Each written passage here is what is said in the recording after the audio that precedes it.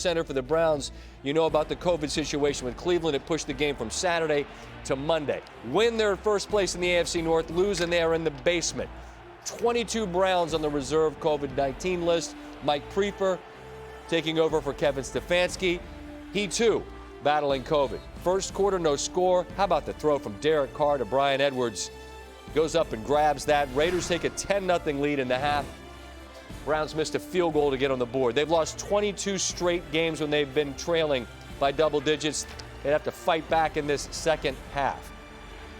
Middle of the third, Carr sack, ball's out. Porter Gustin is on it. Carr in a bit of pain, saw his ankle get tweaked just a little bit there. Walked off under his own strength. Third and goal, Nick Chubb patiently waits for his blockers, and the Browns are within 3. Fourth quarter, 9 minutes to go. 13-7 game. Mullins on 3rd and 3. Donovan Peoples-Jones had a big game, could have had a bigger game. Had a couple of early drops. Browns move the chains. It's 3rd and 8. And there's Peoples-Jones again. Big third down conversions. But ultimately, it would be a 4th down conversion that was even bigger. Browns go for it. Mullins has to make something happen. Is he going to have to run? No. He finds a man wide open, and that's Harrison Bryant. Dog Pound loves it. Myles Garrett and that Browns defense thrilled. Can they hang on to the 1-point lead? 3 minutes to go. Raiders have got the ball. Carr winds up looking deep.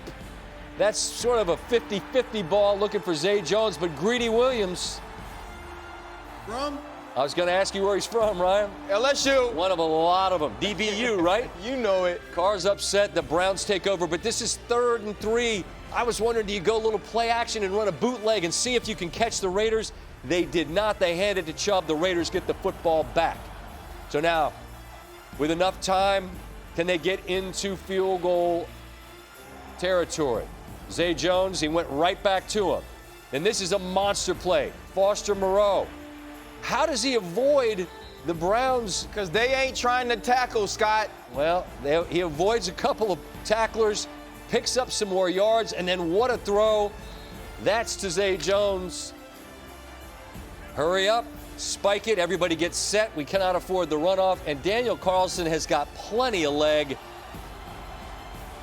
Mullins can't watch. Carlson. That is true. Browns fans think they've lost, but wait. Prefer called a timeout. So can you ice this kicker by the shores of Lake Erie? No. Carlson from 48, right down the middle. Carr got a second chance, made the most of it. Both teams leave this game 7-7, but feeling completely different. Big Max Crosby, confident his kicker would deliver. 100% believed in Daniel. You know, he's money. And we're sitting there and we're like, all right, we're checking out the wind. I'm picking grass up off the ground, seeing which way the grass is flowing. Excuse my language. But we were just laughing. I'm like, all right, we're trying to make sure we're all good. And then he hit the first one. I'm like, all right, he's gonna hit the next one. So it was exciting.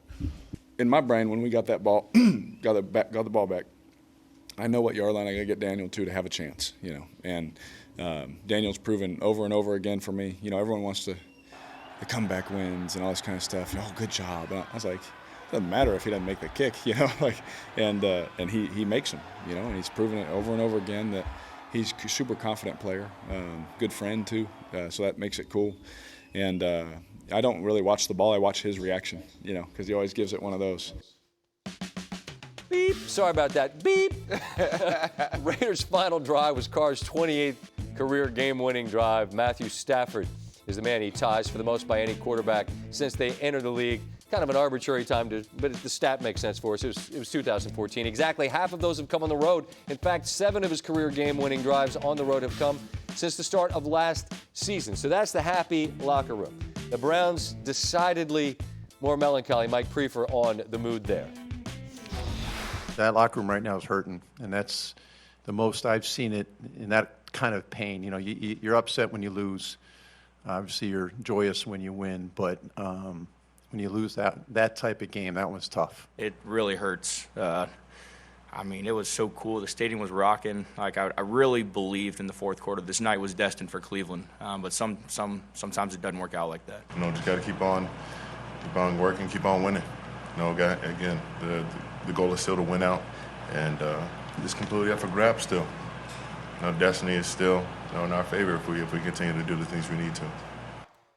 Ryan Clark is with us in studio. We will talk about that AFC playoff picture in a minute and where the Browns and the Raiders figure in it. But first, the Raiders win it, and Carr bounces back from a mistake, and ultimately he said he knew where he had to get Carlson to. They make the kick and they win it. How'd they do that? What? Yeah, well, you know, coming into this game and the type of depletion that you have for the Cleveland Browns, you don't expect it to be this close. And so when you find yourself in a nip and tuck game down the stretch and you're the Las Vegas Raiders, you have to be nervous. And so Derek Carr goes for Zay Jones deep down the field. This is a player that he loves. Talked about him early on in the season. And Greedy Daniels, some of that depth they've built in the secondary, makes a huge play. But this play to Foster Moreau is something that is huge and underrated. Watch him stay in bounds, get extra yards, get the first down, then get out. And this was a huge play by Derek Carr. Get outside the pocket and go right back to Zay Jones, the same person you targeted on the interception by Greedy Williams.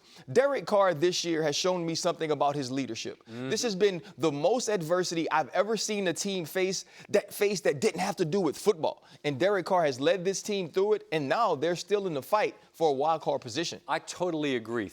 Circumstances that weren't of his making, and I felt like he was the guy that was put out there to answer for them, and I felt like he always did, and he had the answers on the field in this one. Absolutely. Now, the playoff picture that we showed a moment ago, it says that Cleveland and the Raiders are in the playoff picture. Are they for anything? Are they a threat for anything in your opinion? No, they're like the stepson or the step cousin or whatever relative it is at the family reunion that nobody really likes, right? They're in the picture, but they're on the outside of the picture and nobody really cares. They get cropped out from what you put on social media. You'll get cropped out from Instagram, right? If you put them on Instagram, they wouldn't make it, but they are a part of the picture. All right, well, look, Kansas City, they're like the Instagram model, right? Everything looks pretty and everything looks perfect. But as good as they've been during this 7-game stretch, and Vegas says they're the favorite, you're shaking your head. You're not buying them as this overwhelming favorite suddenly. Absolutely not. This isn't the team we thought they were coming into the 2021 season, and also not the team that played the fourth quarter against the Los Angeles Chargers. And I get what people are starting to feel, right?